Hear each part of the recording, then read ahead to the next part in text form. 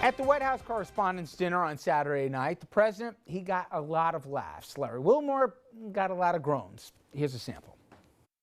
I do apologize. I know I was a little late tonight. I was running on CPT.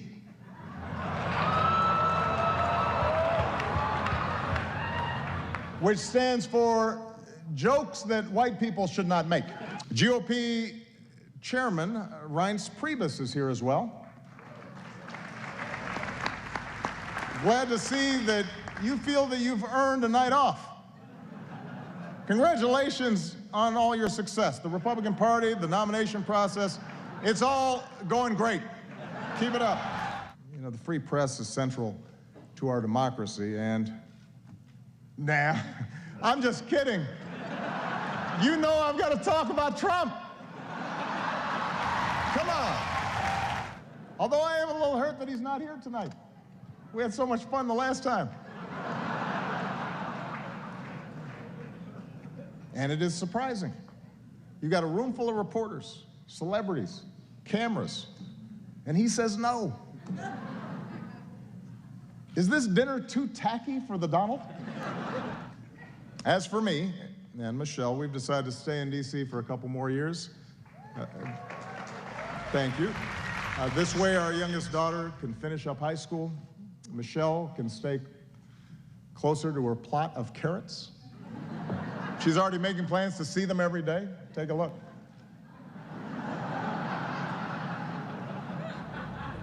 So I want to close my final White House Correspondents Dinner by just saying thank you. I'm very proud of what you've done. It has been an honor and a privilege to work side by side with you to strengthen our democracy. And with that, I just have two more words to say. Obama out. Now, he killed, but somebody who didn't necessarily do as well was the MC for the evening, Mr. Wilmore.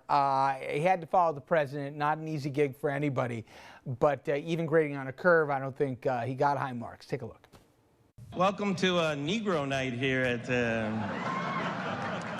Washington. Or as Fox News will report, two thugs disrupt elegant dinner in D.C. I have to admit, it's not easy to follow the president, man. You got some jokes, Mr. President. President's funny. Stay in your lane, man. It's not fair. You don't see me going around presidenting all the time, right? I don't go around passing health care and signing executive orders, pardoning turkeys, not closing Guantanamo. Oh, wait, maybe I did do that.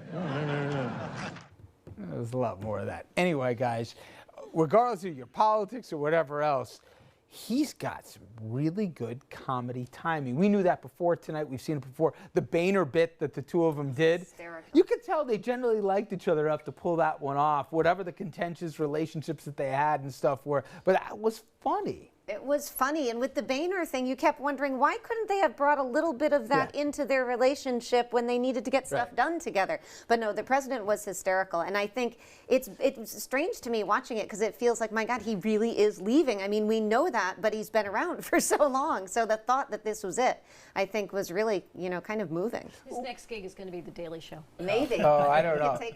I think his price on the speaking circuit just was raised significantly as a result of this performance. Right, exactly. He did make, yes, exactly. He He's talked about making a lot of Tubmans and also night. made a joke about Hillary and Goldman Sachs. He had some fun there.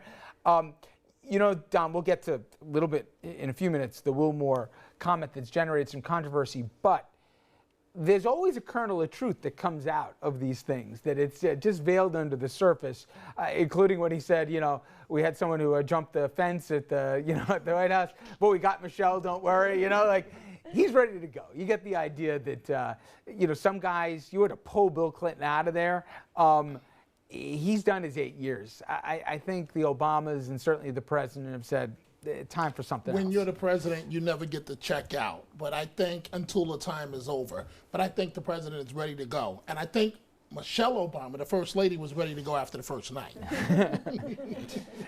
You've covered a lot of these in the past here. This is you know, you forget sometimes the comedy writers are a part of it, but if you're not selling it and you're not buying what you're saying, it comes off as just a bad roast. Well, and I think Obama clearly enjoys these kinds of events, and he's clearly at home at it. And as the clock begins to run out on him, you can see he's starting to embrace the parts of the job that he likes the best, and this, I think, clearly is one of them. So it gives him a chance to shine. It gives him a chance to poke fun at himself, which he clearly enjoys doing. And he's sort of, I was about to say he's bipartisan in who he targets in these things. He's a little slanted on a few more Republican targets than Democrats, but he was having a good time. You know, Giancarlo, take yourself back to when you're there. Is this a night where staffers are a little nervous about, you know, what the guy's going to say, the person following him, in this case, Wilmore, but you certainly can remember, and then also how it's going to play in the room? Totally, and I think Andrew hit on it. I mean, the jokes have to be good, right? And you're never going to know if the joke's good until it's delivered and now, you get by the the way, are reaction. the writers? Do you guys bring in comedy writers, or do you bring in your own writers who aren't comedy writers, they're speech writers? So it's both, right? Really? I mean, you'll have speech writers, and the speech writers will be augmented by kind of people that you wouldn't imagine will be I'll just say that you wouldn't imagine will be weighing in on jokes for this dinner. You say, wait, the input came from who? Really? Okay, fine. But the other piece is, right, that the president's got to be genuine. I think, Andrew, you touched on this. And part of what made the president's performance the other night so successful was that it was believable. We've seen glimpses of that in the past. He's broken out into song sometimes at the podium. He's got kind of a, you know, a bit of a playful banter at some press conferences, et cetera, a relaxed banter that we saw. So this wasn't wholly out of character. There is nothing more painful than seeing anyone, let alone the President of the United States, try to be funny or try to be out of character in person. I mean, that's the thing that as a staffer, right, you're the most girded against. Oh, my gosh. Was there a moment that you remembered back in your day? Yes, as a matter of fact, 100% there is. It was when George W. Bush went on David Letterman during the 2000 campaign. I don't know if anyone remembers that performance, but it was a disaster. He showed up in the, I can't remember if he showed up, no, he showed up in the Regis attire for the Regis show. But then Governor Bush went on David Letterman and made a joke. Letterman had just had his open heart surgery, and he made a joke about it, and it just fell flat, and it was awkward, and we were like under the desk. Going, oh my God! He picked up a little bit after that, but yeah, that was the one that stood out for me. And Nan, we were joking around. We were seeing his Priebus was kind of like shrinking before our eyes in there. You can't go anywhere, and you know everyone's watching you for your reaction. Donald Trump last year, I mean, I think part of the reason he didn't come back this year is he was roasted so bad. They talked about him being a certain hue that has never been known to mankind. His hair took a beating on at the roast. So it's tough there if you're the target of it. Well, the best joke to my mind, and the president had a number of great jokes, but many respondents said you know, steak or fish, and they wrote in Paul Ryan. Yes. But that's not one of your choices. It was perfect. And you know what? You have to, if you're there, you bring your sense of humor, and you have to laugh. It's a roast. You have to be able to take it as well as dish it out. Donald Trump, 4 years ago when he was there, could not take it. No. Obama clearly and he doesn't. made it clear he was not enjoying the moment. Obama clearly doesn't mind being the butt of a joke, and he makes himself, he puts himself as the punchline, and he allows the host to make him the punchline. Well, there was also some controversy, and for the most part, Wilmore was a forgettable MC, but he did say something that people are still talking about day or a couple days later. He said the N-word. Now, we bleeped it out, but this is where it appeared in the program. So, Mr. President, if I'm going to keep it 100, yo, Barry, you did it, man. Did it. Thank you very much. Good night. Now, we can figure out here where he went with that. And when he dropped the N-bomb, the president picked him up. He didn't leave him hanging. He could have left him hanging out there. He didn't. But he has already, Wilmore, gotten a lot of controversy for it. You among them. You didn't like what he did. I was watching, and you could see Mr. Wilmore completely bombing. None of his jokes were working.